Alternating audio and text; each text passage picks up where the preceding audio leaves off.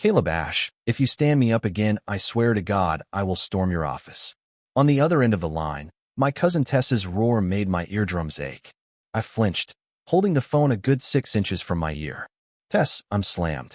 This project is kicking my ass. Kicking your ass? My ass. The girl at your front desk told me you've been leaving on time every single day this week. Tess was in full attack mode. 3 o'clock this afternoon. Starbucks. Wear that blue button-down I like. You're dead if you're late. After she hung up, I slumped into my office chair, devoid of any will to live. As a card-carrying introvert and senior developer, blind dates were worse than debugging a kernel panic. Last time my nerves made me call the poor woman by the wrong name 3 times. The time before that, I accidentally lectured my date on programming logic for 2 solid hours. The time before that, let's just not go there. It's a history written in blood, sweat, and awkward silences. Another command performance, Caleb? My colleague Ben asked, popping his head over my cubicle wall with a gleeful smirk. I shot him a withering look. Keep laughing, and I'll bury your next pull request in comments. At 2:50 p.m., I was standing outside Starbucks. Before pushing the door open, I took 3 deep breaths. Step 1 of the Introvert's Guide to Not Dying Alone I'd found on Reddit. The cafe wasn't too crowded. I quickly spotted my target, a woman sitting by the window, her long dark hair falling in a perfect sheet. The line of her jaw was sharp and clean as she focused on a dense-looking hardcover. Wait a second, that profile was eerily familiar.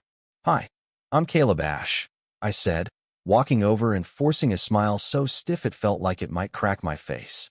The moment she looked up, I could almost hear the gods of fate cackling maniacally. Serafina Frost, the so-called Ice Queen CEO of our company, my boss's boss's boss. She wasn't wearing her signature gold-rimmed glasses today, and her hair was down instead of in its usual severe, business-like updo. But those slightly upturned almond-shaped eyes and thin lips pressed into a firm line? I'd recognize them if I was on my deathbed. Sit, Miss Frost. No, I guess she was just Serafina now, said, the single word escaping her red lips. My knees began to tremble. I robotically pulled out the chair using way too much force. The chair legs shrieked against the tile floor. Everyone in the cafe turned a look I wanted to die of shame right then and there.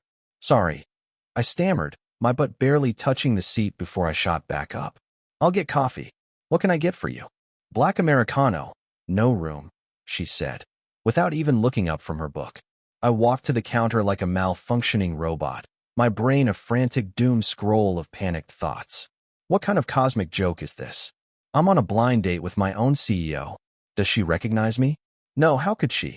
We've never even been in the same room. The engineering department only ever reports up to the CTO. When I returned with the drinks, my hand was shaking so badly, I nearly sloshed my latte all over her copy of Ascension Age. I hear you work at Apex Innovations, Serafina said suddenly. I choked on my coffee, spraying a mouthful into a napkin. What kind of killshot question was that? Was I supposed to say yes or no? Oh, well, the matchmaker told me, she said, sliding a fresh napkin my way, her gaze deeply unnerving. Oh, right, yes. Apex Innovations, Engineering Department. I write code. I managed, my words a tangled mess. Which project? A 1-2 punch of death questions. My heart hammered against my ribs. Just some internal systems maintenance. I couldn't possibly tell her I was leading the team developing the company's core AI algorithm. Oh, she raised an elegant eyebrow. I was under the impression our engineers were the best in the field. Was that a dig? Forgetting my terror for a second, I reflexively defended myself. Maintaining legacy systems has its own challenges. We just optimized our distributed caching layer and boosted QPS by 40%. The words were out before I could stop them. As I expected, a faint smirk touched Serafina's lips. So, you do know a thing or two. The next hour was the longest of my life. I felt like an intern in a final round interview, grilled on my work, my life, my hobbies. When I finally worked up the courage to ask about her profession, she answered with an airy wave of her hand. Management. Lots of overtime. This was terrifying. The woman was toying with me, but her face remained so perfectly blank that I started to wonder if I was just being paranoid. So, what kind of breakthrough do you think the parameter increase in GPT-4 will lead to? She asked, dropping another highly technical question. I finally broke. Miss Frost, please have mercy. The air went still. Serafina slowly set down her coffee cup. You know who I am. I've known since I walked in, I said, on the verge of tears. Miss Frost, I honestly had no idea it was you. If I'd known, I wouldn't have come within 100 miles of this place. Why not? She looked genuinely curious. Am I so terrifying? That question was a minefield. Thinking fast, I blurted out, not terrifying. Just, intimidatingly respectable. Yes, respectable. A small laugh escaped her, the first time I'd ever seen the Ice Queen smile. It was unfairly beautiful. Calabash, you're a lot more interesting than you are in your monthly reports. Before I could process that, my phone buzzed violently. The engineering Slack channel exploded with messages. The server was down, full stack failure. Miss Frost, there's an emergency at the office. I have to go, I said, grabbing my jacket, feeling like I'd just been granted a presidential pardon. Serafina elegantly wiped her lips with a napkin. See you on Monday, Mr. Ash. As I practically fled the scene, I thought I heard her add. And for the record, that shirt brings out your eyes. The entire weekend was a vortex of existential dread. What did she mean by that? Why was she on a blind date with a low-level employee? Was I going to be fired? Most importantly, how was I supposed to face her at the weekly leadership meeting on Monday? But fate, it turned out, had other plans. Monday morning, I ran right into Sterling, our CTO, at the elevators. Caleb, just the man I was looking for. Sterling slung an arm around my shoulders. You're presenting the AI module at the quarterly review today. What? My voice cracked. Isn't Paul handling that? His wife just went into labor. He's out for the week, Sterling said, clapping me on the back. You're the lead on this. You'll be fine, right? I was not fine. This meant I had to give a presentation directly to Serafina Frost, the same Serafina Frost I'd lied to just 48 hours earlier, telling her I was a simple systems maintenance guy. The conference room was already full. I tried to slip into a seat in the back corner, praying that Serafina had a terrible memory for faces. Good morning, everyone. The cool, clear voice came from the doorway. Serafina strode in, dressed in a sharp black pantsuit, the click of her heels on the polished floor sounding like a death knell in my heart. I hunched over, pretending to be utterly fascinated by my laptop screen. Before we begin, I have an announcement. Serafina's voice was suddenly closer. The board has decided to elevate the AI initiative to its level strategic project. I will be overseeing it personally. I risked a glance upward, and my eyes met hers as she scanned a room. For a split second, I saw her pause, a flicker of something in her expression. Now, let's have the representative from engineering update us on the project's progress, Sterling said, taking the floor. My feet feeling like lead, I walked to the podium, my palms slick with sweat. My hand was shaking so badly as I plugged in the USB drive that the first slide that popped up on the massive screen was, how a blind date can improve your code review process. The room fell silent. A roaring filled my ears. It was a draft of a joke blog post I'd been writing over the weekend. In my panic, I clicked the wrong file. Sorry, wrong. What? I frantically clicked the mouse, but my clumsy hand knocked over the glass of water next to the projector, sending a wave of liquid cascading over Serafina's meeting agenda. It's over, I thought. I'm definitely getting fired. To my astonishment, Serafina just calmly picked up a napkin and began dabbing at the wet papers, a ghost of a smile playing on her lips. It seems Mr. Ash is a strong proponent of cross-disciplinary synergy. A few awkward chuckles rippled through the room. My face burning, I finally switched to the correct presentation and launched into the worst technical briefing of my life. I spoke at twice my normal speed, skipped 3 crucial key slides, and somehow managed to call our neural network a neurotic network. When I finally returned to my seat, I was soaked in sweat as if I'd just run a marathon. My phone buzzed a new text from an unknown number. Not bad. At least you didn't call yourself a systems maintenance guy this time. SF. My hand spasmed, and the phone slipped from my grasp, landing with a soft plunk in my colleague's half-full mug of coffee. That afternoon, I was summoned to the CEO's office on the 28th floor. Serafina Frost's office was vast and bright, with a floor-to-ceiling window that offered a panoramic view of the city. She sat behind a massive desk, her gold-rimmed glasses reflecting the light, looking every bit the untouchable executive and nothing like the woman from the coffee shop. Sit, was the same single-word command.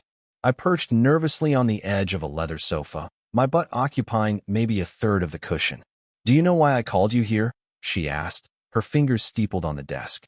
Because my presentation was a disaster? Because you lied to me, she said, her eyes narrowing. The lead AI architect pretending to be in systems maintenance. Sweat beaded on my forehead. Miss Frost, that was a misunderstanding. Don't bother explaining. She cut me off. Starting today, you will report directly to me on the AI project's progress. We'll have face-to-face meetings twice a week. My eyes widened. Isn't that inappropriate? Sterling is supposed to. This is a directive, not a negotiation, she said, sliding a folder across the desk. Sign this. It includes a 30% raise. When I saw the contents, an NDA, and a special project appointment letter, I nearly slid off the sofa. The salary was incredible, but the price was frequent unknown meetings with the Ice Queen. Is there a problem? She asked, one eyebrow raised. No. I scrambled to sign it, terrified she'd change her mind. After I signed, an awkward silence filled the office. My eyes darted around the room, landing on a small robot figurine on her bookshelf. It was a project I'd built for a hackathon last year. The CEO had drawn my name in a company raffle. You kept that, I said before I could stop myself. Serafina's gaze followed mine, and her expression softened almost imperceptibly. It's surprisingly useful. As if on cue, the robot's eyes lit up, and a mechanical voice chirped. Hey there, good looking. Need a back rub? I nearly choked. That was the ridiculous Easter egg voice I'd recorded. Serafina Frost had actually found and pressed the hidden button. You have unique taste, she commented, and I could have sworn the tips of her ears turned slightly pink. Just as the atmosphere was tipping into peak weirdness, the office lights flickered and died. The emergency alarm for the elevators began to wail. Power outage, I said, fumbling for my phone's flashlight. A bolt of lightning split the sky, illuminating Serafina's face through the giant window. She was pale, her hands gripping the edge of her desk. Miss Frost, are you okay? I asked, taking a step closer. Another flash, followed by a deafening crack of thunder. I watched in disbelief as the famously unflappable cell froze rigid as a statue. Are you afraid of thunderstorms? I asked tentatively. She didn't answer, but her knuckles were white. And then it clicked. It wasn't just the storm, it was the height, 28 floors up, with lightning exploding right outside the window. I have noise-canceling earbuds, I said, pulling my AirPods from my bag. Want to try? Serafina hesitated for a moment before taking them. On impulse, I opened a white noise app on my phone, and the soft sound of falling rain immediately filled the earbuds, drowning out the storm. Her shoulders relaxed visibly. When she looked up at me, her eyes had lost their sharp edge. Thank you. No problem, I said, scratching my head. My cousin Tess is scared of heights, too. Every time we go on a Ferris wheel. I stopped myself. What a stupid comparison. A Ferris wheel and a 28th floor office. But Serafina actually smiled, a real small smile. Caleb, you're the first person at this company to know I'm afraid of heights. My lips are sealed, I said, making a zipping motion across my mouth. If you tell anyone, she began, her eyes narrowing again, I'll resign immediately. By the time the power came back on, we were sitting on opposite ends of the sofa, a throw pillow maintaining a respectable distance between us. She asked me a few questions about the project, her tone much gentler than before. Friday at 4 p.m., our first project review, she reminded me as I was leaving. Don't be late. I nodded emphatically. I had my hand on the doorknob when she called my name. By the way, Serafina said, taking off the AirPods and handing them back to me. Why is that at the coffee shop? I meant it. What was that? The shirt brings out your eyes. She immediately looked down at a file on her desk, a clear dismissal. I floated out of her office in a daze and walked straight into Sterling. Caleb, he said, his voice a conspiratorial whisper. The CEO is taking you under her wing. Sky's the limit for you, kid. But he hesitated. Just a friendly warning. Miss Frost hates it when people mix business with their personal lives. My stomach clenched. What do you mean? Last month, some director in marketing tried to suck up by sending her a gift outside of work. He was transferred to a remote office the next day. Sterling said, patting my shoulder. You know how it is with powerful women like her. Back at my desk, I stared at the new contact in my phone, SF. My mind a turbulent mess of hope and fear. So, for the review on Friday, should I wear the blue shirt? On Friday at 3:50 p.m., I paced outside Serafina Frost's office, clutching a USB drive, the back of my shirt already damp with sweat. I had, in the end, worn the blue shirt. I'd even spritzed on some cologne my cousin had given me, a decision I'd regretted after an elderly woman on the train had a sneezing fit. "Come in," a cool voice called from inside. I took a deep breath and pushed the door open. Serafina was in a light gray pantsuit, her hair in a flawless updo, scribbling on a document. 5 minutes early. Good. Sit. I sat gingerly across from her, plugged in the drive, and pulled up my presentation. Out of the corner of my eye, I saw a cup of coffee on her desk, an Americano, black. "Begin," she said, finally putting down her pen. For the next 20 minutes, I delivered the most professional report of my life. I didn't stammer, my hands didn't shake, and I even fielded her technical questions with confidence. Just as I was silently congratulating myself, "Are you wearing cologne?" Serafina interrupted. I froze. Crap, she could smell it. "Oh yes," I said, my toes curling in my shoes from embarrassment. "Is it too strong?" She leaned forward slightly, her nose twitching. "A citrus accord, top notes of bergamot. And you know about perfume?" I blurted out. "I took a perfumery elective in college," she said, leaning back. "Continue with your report." The sudden shift gave me whiplash. The rest of the presentation was a blur. All I could think about was the way she'd leaned in, the way a stray strand of hair had fallen across her temple. "Overall, it's good," she said when I finished. "But the algorithm optimization section needs more depth." "I'll get on it," I promised. "Next Wednesday afternoon, same time," she said, looking down at her papers again in a clear signal of dismissal. As I packed up my laptop, I noticed the date circled in red on her desk calendar, July 13th. "Next Wednesday, Miss Frost." I hesitated. "Is there something special happening next Wednesday?" The pen in her hand paused for a fraction of a second. No. It was an obvious lie, but I knew better than to push it. As I was leaving the building, my phone buzzed, a text from Sterling.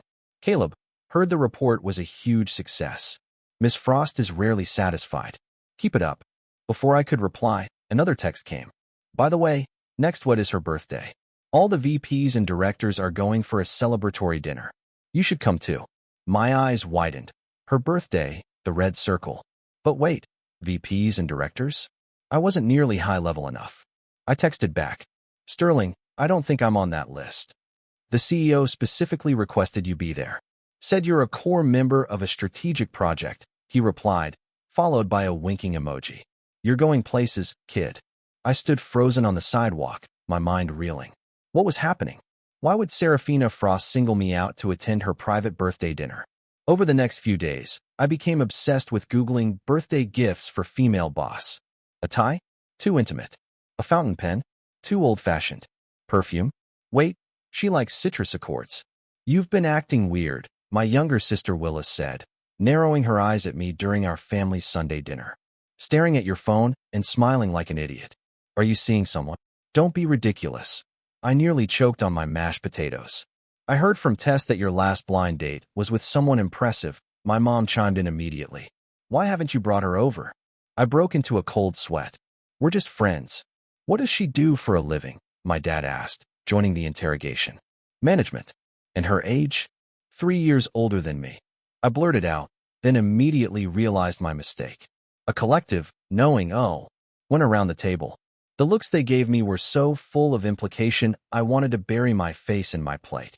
On Monday, the lobby of our office building was being decorated with balloons, flower arrangements, and a giant framed photo of Serafina. In the picture, she was actually smiling, and it was breathtaking. The CEO's birthday is a company-wide event, the receptionist told me proudly. There's a huge party every year. But when I asked how they celebrated last year, her expression soured. "Well, Miss Frost never actually attends her own party. The PR department had to practically force her to take that photo. What I heard, she just worked in her office until midnight. The cake they got for her ended up being shared among the late-night janitorial staff." I was stunned. It was such a stark contrast to her powerful, untouchable image. On Wednesday morning, I arrived at the office 2 hours early. Tucked inside my jacket was a small gift box. It wasn't expensive, just a small device that projected a starscape onto the ceiling. I'd written a custom program for it that could display the actual star map for any given date. As I passed the 28th floor, I was surprised to see the light on in Serafina's office. It was only 7 a.m., Ms. Frost. I knocked softly. No response. The door was unlocked, so I pushed it open a crack. She was asleep, slumped over her desk. Her computer screen was still on, a half-empty cup of cold coffee beside it. I tiptoed over, meaning to drape my jacket over her shoulders, but I clumsily knocked over the coffee cup. "Who's there?" She snapped awake, her eyes sharp and alert. "I'm so sorry, Ms. Frost." I apologized frantically. "I saw you were asleep, and—" Her expression shifted from alarm to surprise, and then to annoyance. "Caleb, what are you doing here?" I came to give you your birthday gift," I said, holding out the small box like a shield. "Happy birthday." Serafina stared at me, the dark circles under her eyes stark in the morning light. She looked from the gift to my face. "How did you know it was my birthday?" "Sterling told me," I said, my voice getting smaller. "Isn't there a company dinner?" She let out a short, cold laugh. A pointless formality. The atmosphere was painfully awkward. I was about to retreat when she asked, "What is this?" "A star projector," I explained quickly. "You can input any date, and it will show you the real star map from that night. For instance, today." I pressed a button. The ceiling of her office was instantly transformed into a field of glittering stars, the Milky Way a brilliant slash across it. I'd programmed it to highlight the Big Dipper and Polaris, the North Star. I remembered that the little robot on her shelf was named Polaris. Serafina tilted her head back, her profile softened by the starlight. We stood there in silence for a long moment, until the rumble of the cleaning cruise cart came from down the hall. "Thank you," she said softly. "But don't tell anyone you saw me like this." I nodded and backed out of the room. Just as I reached the door, she called out, "I'm not going to the dinner tonight." "Oh, but if you're free?" She paused. "Come to my office at 8. I need help looking at a technical issue with this star program." My heart started beating a frantic rhythm. "Okay. Yes, okay." At 7 p.m., I stood outside Serafina Frost's office, holding a small cake box, a slice I'd snagged from the corporate party downstairs. The 28th floor was silent, save for the faint thumping of music from the banquet hall. I knocked, and a muffled, "Come in," answered. I pushed open the door and stopped dead. Serafina had changed into casual clothes. Her long hair was down, and she was barefoot on the plush carpet. On her desk were several takeout containers and a bottle of red wine. "You're here," she said, looking up with a slight smile. "Did you bring cake?" "It's left over from the party," I said, carefully placing it on her desk. You didn't go." "I told you it was a formality," she said, pouring 2 glasses of wine. "Call me Serafina. It's after hours." Seeing her stripped of her corporate armor, my heart hammered in my chest. Up close, I could see tiny laugh lines at the corners of her eyes, making her look much softer. "There's nothing wrong with the star program," she said, handing me a glass. I didn't want to be alone on my birthday." Her sudden honesty caught me completely off guard. I took the glass, raising it awkwardly. "Happy birthday." "Thank you for the gift," she said, taking a sip. "Why a starscape?" "The robot on your shelf is named Polaris. I just guessed you liked astronomy." A flicker of surprise crossed her face. "My father engraved that. He was an astronomer. Polaris was the name he gave to the first asteroid he discovered." "Wow, that's amazing." "He never got to see today's stars, though," she said, her voice flat in a way that made my own chest ache. I was trying to think of something to say when her phone rang. She glanced at the screen, and her expression turned to ice. "An old business partner," she explained curtly, declining the call. "He's been trying to poach our AI team for months." A thought struck me. Is his name Ronan Cade? His assistant contacted me last week, offered me triple my salary. Serafina's gaze sharpened instantly. "Did you consider it?" "Of course not," I said quickly. "I have some professional ethics." Her features relaxed. "Ronan is not a good man. He was my partner at Harvard, and later—" She paused. "Never mind. Let's not talk about him. Try this. It's supposed to be the best tiramisu in the city." We ate and talked, the conversation shifting from work to our lives. I learned she wasn't just a business prodigy. She knew perfumery, had studied classical piano, and even collected vintage robots.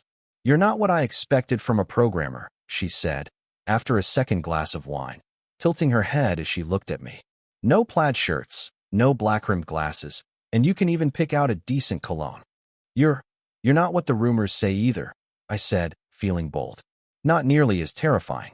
She laughed, a real warm sound. That's because you haven't seen me fire anyone yet. It was nearly midnight when we finished. I was helping her clear the takeout containers when she said, "There's an industry gala next week. I want you to come with me." Me? My eyes bulged. Don't you usually take a VP to those things? Ronan Cade will be there, she said, her eyes dark and serious. I need someone in my corner. So that was it. I was just a prop. The little bubble of hope in my chest burst. I managed a tight nod. Okay, Ms. Frost. Serafina, she corrected. At least when we're alone. The gala was at the fanciest hotel in the city. I felt like a fraud in my rented tuxedo. Serafina, I was calling her Serafina now, was breathtaking in a floor-length emerald green gown. Relax, she murmured. You look like you're heading to your own execution. I've never been to one of these things, I whispered back. It's a sea of CEOs and venture capitalists. It'll be over soon, she said, giving my arm a light squeeze. I'll buy you a burger afterwards. The small, intimate gesture made my heart skip a beat. Before I could savor it, a slick male voice came from behind us. Serafina, it's been too long. Ronan Cade, early 40s, expensive suit, a standard-issue Wall Street haircut. He had a beautiful young woman on his arm, but his eyes were glued to Serafina. Ronan, Serafina said, her voice dropping 10 degrees. And who is this? He asked, looking me up and down with open disdain. Calabash. He's the technical lead on our AI project, Serafina said. Ah, the kid who turned down my generous offer. Ronan fake smiled. It's good for a young man to have principles. But he lowered his voice. What I can offer you, Serafina can't. Before I could retort, Serafina cut in coldly. Ronan, if you're going to poach my staff, at least have the decency to do it in private. Just a joke, he laughed, turning to the other guests. Everyone, Serafina's AI project is the talk of the town. Why don't we have her share the secret to her success? A crowd gathered. I suddenly understood his game. He was trying to humiliate her. It was well known that Serafina was a genius at management and fundraising, but the nitty-gritty technical details weren't her forte. We're utilizing a novel neural network architecture, Serafina began. But Ronan quickly interrupted her. But that architecture performs poorly in sparse data scenarios, doesn't it? He challenged. Serafina's brow furrowed. It was the project's primary weakness. I couldn't help myself. I stepped in. Which is why we've integrated few-shot transfer learning, boosting our accuracy by 187% in those exact scenarios. All eyes turned to me. Ronan squinted. Do you have a data to back that up? Of course, I said, pulling out my phone. The one advantage of being a tech nerd is always having your data handy. Here are the results from last week's stress test. For the next half hour, I held court, laying out our technical innovations and dismantling every one of Ronan's challenges with data and experimental proof. The expressions in the crowd shifted from skepticism to admiration. I saw Serafina's lips curve into a proud smile. Brilliant, one of the investors declared. Serafina, this engineer of yours is a real asset. Ronan's face was a mask of thunder. He made an excuse about a phone call and slunk away. Serafina touched the back of my hand lightly. Well done, she murmured. After the gala, she made good on her promise. We went to a loud, bustling hot pot restaurant. Amidst the steam and sizzle, she said, "Thank you for saving me back there." "It was my pleasure," I said, dipping a slice of beef into the bubbling broth. "But I have to ask, what's the real story between you and Ronan?" She was silent for a moment. He was my business partner. He stole our intellectual property and nearly bankrupted the company I'd built from the ground up. That's despicable. What's worse, she said with a cold smile, is that he knew I was afraid of heights, so when we were designing our first office, he insisted on floor-to-ceiling windows on the 28th floor. But I refused to let him win. I took that office, and I made myself look out that window every single day. I stared at her, horrified and amazed. I finally understood why she always sat facing the window, why the power outage had affected her so deeply. "So you brought me tonight just to get back at him?" I asked, half joking. "Not entirely," she said, taking a sip of beer and looking me straight in the eye. and partly because I just wanted an excuse to spend more time with you. My chopsticks clattered onto the table. The weekend after the gala, Serafina invited me to an astronomy exhibit as repayment, she said, for the star projector. I was so excited I barely slept, trying on every shirt I owned. At the planetarium, she was like an excited kid, pulling me by the hand from one display to the next. It was a side of Serafina Frost I'd never seen before. Passionate, curious, almost playful. You know, she said, pointing at a model of the Milky Way, the asteroid my father discovered is somewhere in that quadrant. He must be so proud of you, I said softly. Her expression clouded over. No, the last thing he said to me was that I was wasting my life in business, that I should have followed him into astronomy. I didn't know what to say, so I just took her hand in mine. She didn't pull away. On the way home, we passed a pet shelter. She stopped suddenly. Look at that calico cat. Doesn't it look a little like Polaris? Behind a glass, a cat was sunning itself. I was shocked. You remember the name of that little robot from my hackathon? Of course, she smiled. It's one of my favorite things. In that moment, I decided to do something completely insane. For the next 2 weeks, I stayed late at the office every night. After my regular work was done, I secretly built a new program. On the surface, it was an AI love letter generator. You'd input a few keywords, and it would create a romantic message. But underneath, in the code comments, I hid my real feelings. // this function generates sweet words, // but none are as sweet as your smile when you talk about the stars. // algorithm optimized for maximum romantic expression, // unlike my poor heart which ceases to function properly whenever you're near. And most importantly, the final line, // and I think I've been falling for you since that first blind date. When it was done, I emailed the file to Serafina. The subject line was new feature for your review. The second I hit send, regret flooded me. What if she thought it was childish? What if it made things impossibly awkward at work? What if, less than 3 minutes later, my desk phone rang? I answered it with a trembling hand. Hello. My office. Now. Her voice was unreadable. My legs felt like jelly as I made my way to the 28th floor. When I pushed open the door, Serafina was standing with her back to me, staring out the window. Her shoulders seemed to be shaking. Serafina? My voice was a whisper. She turned around. In her hand was an envelope. A response to your email. I took it, my fingers numb. Inside was a handwritten card. Caleb, there appears to be a bug in your AI program. Every word it generates makes my heart race. Is this a problem with the algorithm or with the programmer? I looked up. She was watching me, her eyes filled with a warmth I had never seen before. So, does this mean? I stammered. The code comments were very well written, she said, taking a step closer. Especially the last line. My face felt like it was on fire. You understood? Did you think you're the only one who can read code? She said with a soft laugh. I majored in computer science at MIT. And in the next second, my world turned upside down as Serafina Frost stood on her toes and pressed her lips to mine. Dating your CEO is a special kind of hell. In the office, we had to be professionals. If we passed each other in the break room, we had to pretend we were little more than acquaintances. But one day at noon, I got a text from Serafina, my office. ASAP. I made an excuse and bolted for the 28th floor. The second I was through the door, she pulled me into a desperate kiss. Wait, I said, breathless. I thought you said it was urgent. Missing you is an urgent matter, she said with a sly smile. We were tangled up together when her desk phone rang. She answered it with an annoyed sigh. What is it, Miss Frost? Security is reporting a glitch in the 28th floor elevator camera. We need to review the footage. The voice of the head of facilities trailed off. We both froze. The elevator camera. On my way up, we hadn't been able to wait, and we'd shared a brief, heated kiss in the elevator. Serafina recovered instantly. Understood. I'll be down shortly. She hung up. We stared at each other in horror. The footage is probably grainy, right? I asked, clinging to a shred of hope. The company just upgraded to 4K HD security cameras, she said, her face a blank mask. We were so screwed. Sure enough, by mid-afternoon, the company-wide Slack channels were on fire. Someone had anonymously posted a blurry clip of the elevator footage. You couldn't see our faces clearly, but my blue shirt and Serafina's signature updo were unmistakable. Holy crap, is that Caleb and the CEO? I knew there was something going on with them. The nerd gets a girl. It's a real-life rom-com. I wanted to crawl onto my desk and die. Just then, a new company-wide email popped into my inbox from Serafina Frost.